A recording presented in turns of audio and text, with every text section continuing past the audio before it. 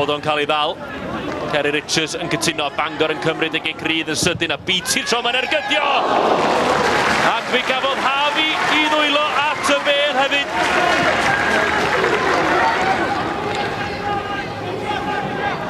Limbert y capten. Webber yno. Di aros ymlaen. A Webber ar y foli os y gyfle fan hyn o bosib Hafi methu cael ei law at y bel. A rywsyd neu gilydd. Porthmadog yn clirio eto. O pob math o beth yn digwydd yn fan hyn. Y bel oddi ar Hughes. A Swanwick a methu troi. Edwards.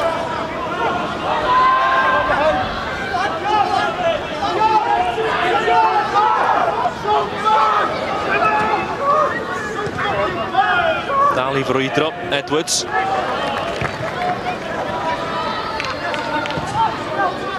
Davies. Creu'r lle ac yn creu'r ongl iddo fo ei hun. Hafi methu derbyn, Stott oedd yno. Ydy'r bel yn groesi nac, di wir. John Gwynfor Jones oedd yno eto, oddi ar y llinell.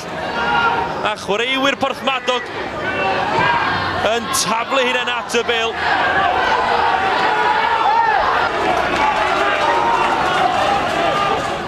Mae di bod yn dipyn o gêm i John Gwynfor Jones yn dod yn agos i sgorio ddwywaith. A dyma'r eildro yn yr ail hanner iddo fo glirio oddi ar y llinell.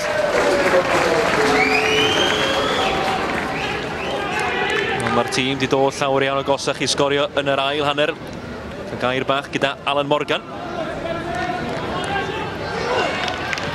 O, chwarae da gan Limbert.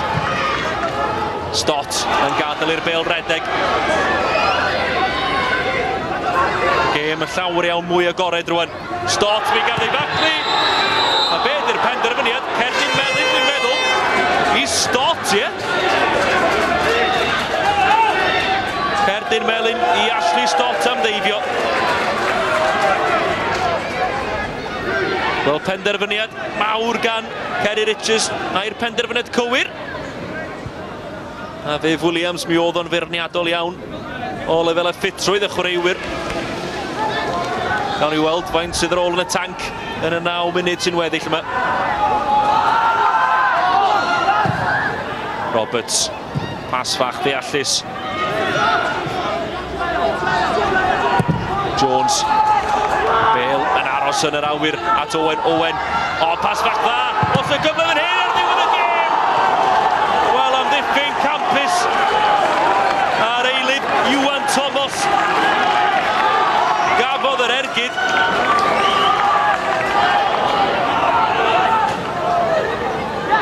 Welsh.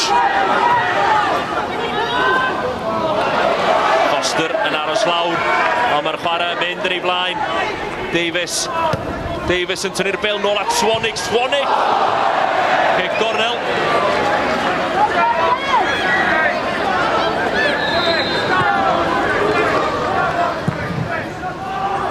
Hafi eto'n aros ar ei i gefn o'r hwyd. Johnson sy'n dathlu, ond dwi'n am falle mae gol i'w rwyd ei hun. Gan Beatty. Y gig gornel gan Limbert. A'r bel yn taro cefn pen Warren Beatty. Ian wir. Ac yn yr amser sydd wedi ychwanegu am anafiadau, tor calon i Porthmadog ac hefyd i Beatty. Ac yn y bôn, dim y gallu fo wneud. Be yn y byd sy'n mynd trwy feddwl Viv Williams. Y tîm di roi o'i gorau. Ond, tydi ddim ar ben eto. Stott, drwy'r canol. Sott, cyfle i sicrhau 3 pwynt. Ac Ashley Stott. Mae'n saff bellach i Bangor.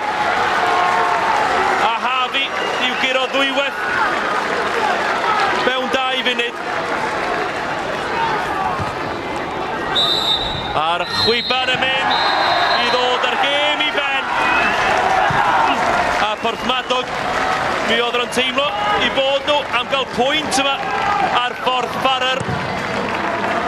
Ond 2 gol yn y 2 funud olaf. Warren Beatty ar bêl i'w rwyd I hun ac Ashley Stott yn cwblhau'r fuddugoliaeth. Y sgôr terfynol yma ar Porthmadog. Bangor 2, Porthmadog dim.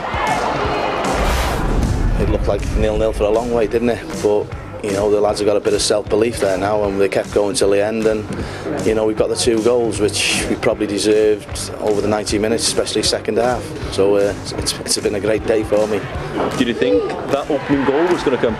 Well, it was lucky goal. I think it hit Warren on the head. I think it was, but get a bit of stick after that. But it was lucky we needed the breakthrough, and it come. That's a big question. Who's claiming the goal? Is Michael Johnson claiming the goal? I think it was Jono's goal. Well, a bit of 50-50, but we'll see on the cameras who claims it. But I'll give it to Jono. Yeah, I haven't scored in 4 years, so it's got to be mine, hasn't it? You know what I mean? It's come off his head, like, but you know, I was there jumping with him, I challenged him, so it's obviously my goal, isn't it? Let's have it right now. Sorry, Calon, byddai'n gofyn dim mwy o'r hogia, ac yn ffodus Bangor ac yn gol ni'n hynna'n gorau sgorio iddyn nhw, wrth gwrs, mae'r ail gol, jyst un o hynna, da ni'n gorau pwysio ymlaen a cael yn dal, ond byddai'n gofyn dim mwy o'r hogia iddiw, ac os na I sgai hynna o'r rwan tan diwedd tymor, mi fydd popeth yn iawn. Mae wedi bod yn dymor caled hyd yn hyn, ond da chi'n edrych ymlaen rwan at y dyfodol? Da ni wedi gael cael dweud yn ôl. Mae'n rhaid mi ddweud, dwi'n mor falch bod wedi dod yn ôl helpu ni allan yn yr argyfwng yma, ac mi oedd yn argyfwng. Fel mae'r chwaraewyr I gyd yn dweud, mae'r boss yn ôl, a da ni gyd yn mor falch bod wedi dod yna. Da ni eisiau trafod efo yn y pythefnos nesaf beth I blanio fod yn y dyfodol, ond ar y funud da ni'n falch iawn bod yma efo ni.